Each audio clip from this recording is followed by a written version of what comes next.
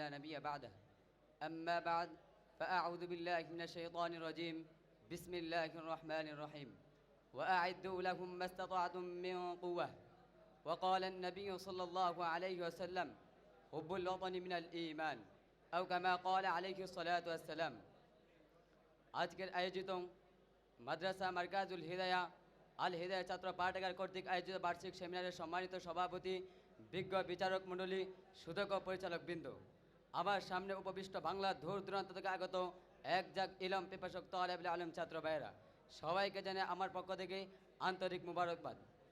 আজকে আমার আলোচ্য বিষয়ের পর আপনারা সকলে অবগত আছেন, তা হলো দেশ রক্ষাতে আলেম ও ছাত্রদের অবদান। আল্লাহ যেহেতু এই আলোচনার উপর কিঞ্চিত পরিমাণ আলোচনা করার চেষ্টা করব ইনশাআল্লাহ।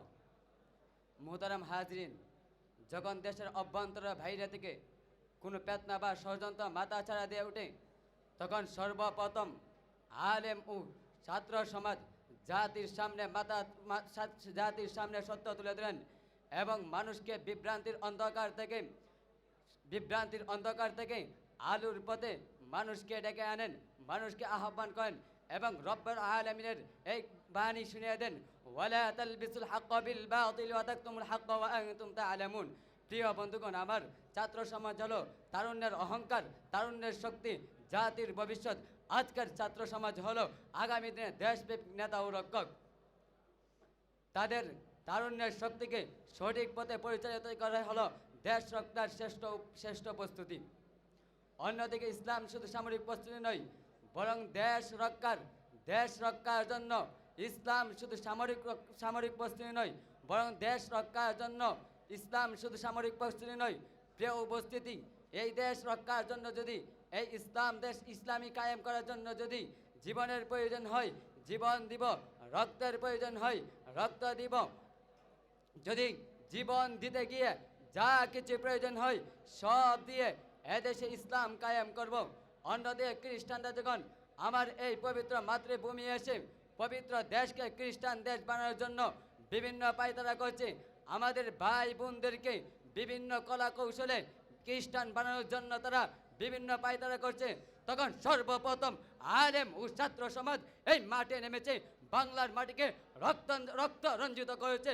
শুধু তাই নয়, যদি আমরা ইতিহাস করি, ইতিহাসের পাতা উল্টাই, তখনই দেখতে পারি 2013 সালে 5ই মে আমার কত আলেম, কত ছাত্র ভাই জীবন দিয়েছে, রক্ত দিয়েছে।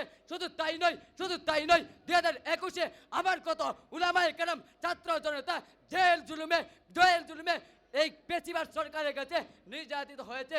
প্রিয় ভাইয়েরা আমার, 2024-এর কথা লক্ষ্য করি, আমরা দেখতে পারি উলামায়ে কেরাম, ছাত্র জনতা এই দেশ রক্ষা করার জন্য, এই দেশে ইসলাম কায়েম করার জন্য তারা রক্ত দিয়েছে, জীবন দিয়েছে।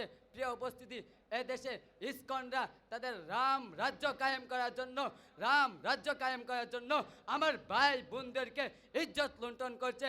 তারা বিভিন্ন ভাবে প্রেমের পাদে পেলে আমার মা বোনদেরকে ইজ্জত লুণ্ঠন করছে। বিষয় কষ্টের বিষয় হয়, এদেশে 92% মুসলমান থাকা সত্ত্বেও কেন আমার দেশে এই খ্রিস্টানরা আমার মা বোনদের ইজ্জত লুণ্ঠন করবে? প্রিয় ভাই, আর আমার পরিশেষে বলতে চাই, কিতাল ফি সাবিলিল্লাহ। যদি আল্লাহর রাস্তায় জীবন দিতে গেলে আমার বুক কালি হয়, আমার মায়ের ইজ্জত কালি হয়, আমার বাবার বুক কালি হয়। যদি আমার পরিবার আমাকে ত্যাগ করে দেয়, আমি সব কিছু ত্যাগ করতে পারবো, তবু আল্লাহর জমিনে আল্লাহর দ্বীন প্রতিষ্ঠা করব ইনশাআল্লাহ। নাসরুম বিল্লাহি ওয়া ফাতহুন করিব ওয়া বাশশিরিল মুমিনিন। আসসালামু আলাইকুম ওয়া রাহমাতুল্লাহি ওয়া বারাকাতুহু।